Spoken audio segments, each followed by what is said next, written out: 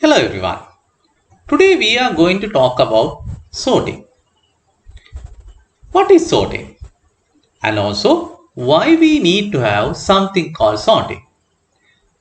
Selection sort, bubble sort. Fine. Now let's see. Here we have something called sorting. So what is sorting?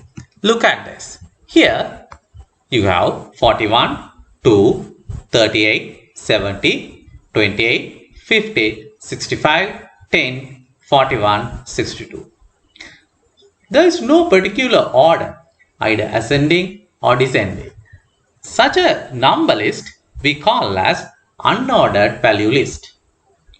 Now here if you want to search particular element, you have to read entire value list. We don't know where we have to start, we don't know where we have to end. Now for example, starting value is 41, but 41 is not the smallest. Smallest is 2. And the last value is 762, but 70 is the largest value. Therefore, it's really hard to find the value. But look at this. Here, I have starting from 70 in with 2.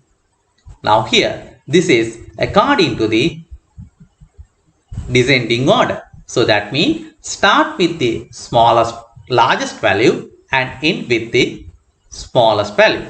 This kind of series we call as ordered value list. Here we know the starting value is 60 and there is no 71, there is no 72 because starting value is 70, and also the minimum value or last value is 2. Obviously there is no 1, therefore it is easy to find.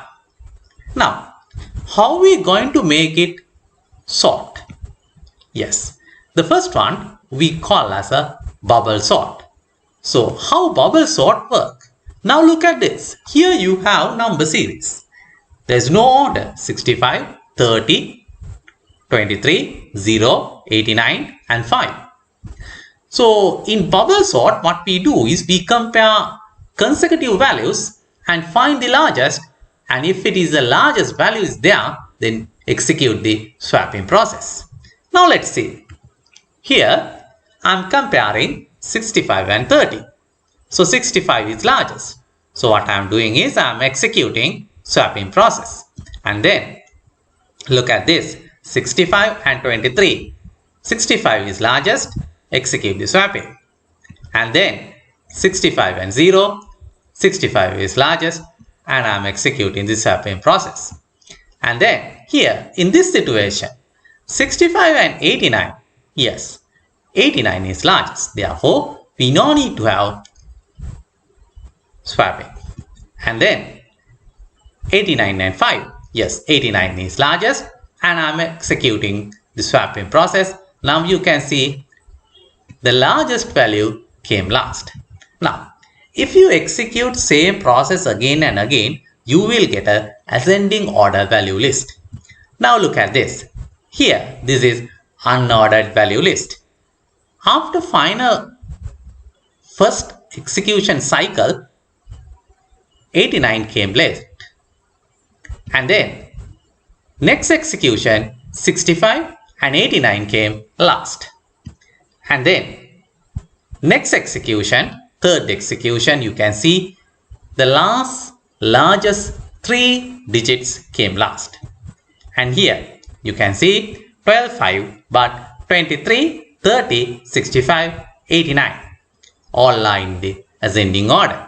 If you execute next execution cycle, then 5, 12, 23, 30, 65 and 89.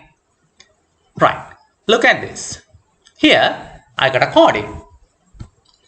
Initially I create the method with the parameter, that is an unordered array list, and then I create the int n, that I initialize the array size, and then I create outer for loop for execute all the execution cycles, and then you have inner for loop that used to read all the elements, and I execute the comparison method, and if the comparison is true, then I am executing the swapping process.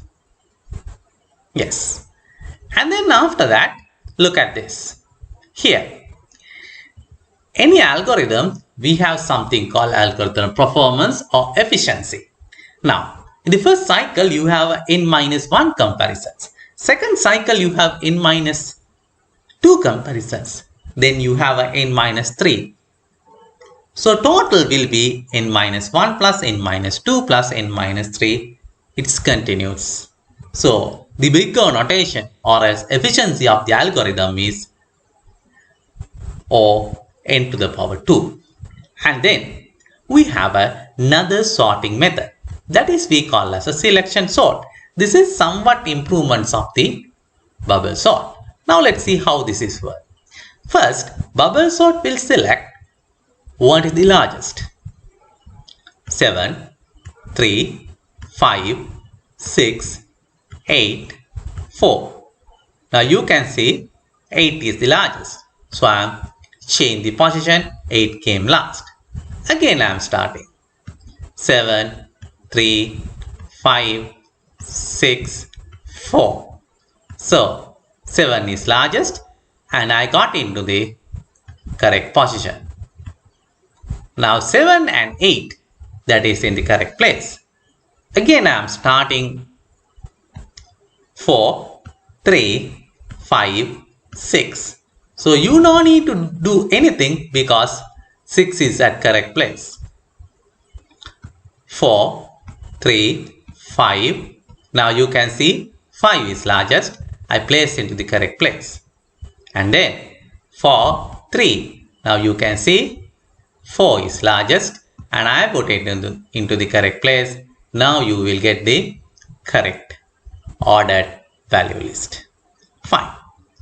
Now what I am doing is, this is my coding and I am getting the unordered array as a parameter, and then I have an outer for loop for execute all the execution lines, and then I found the minimum index.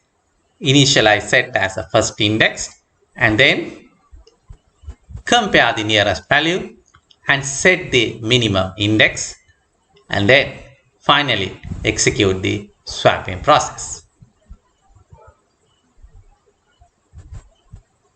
Right. Now this is the efficiency of the selection sort. Now this is so far we learned about sorting. There are many sorting algorithms available. Different situations, different number of values in the arrays. So we use different kind of sorting methods. Now, if you have any doubts, please email me. And also, don't forget to subscribe my video channel. Thank you very much. See you soon.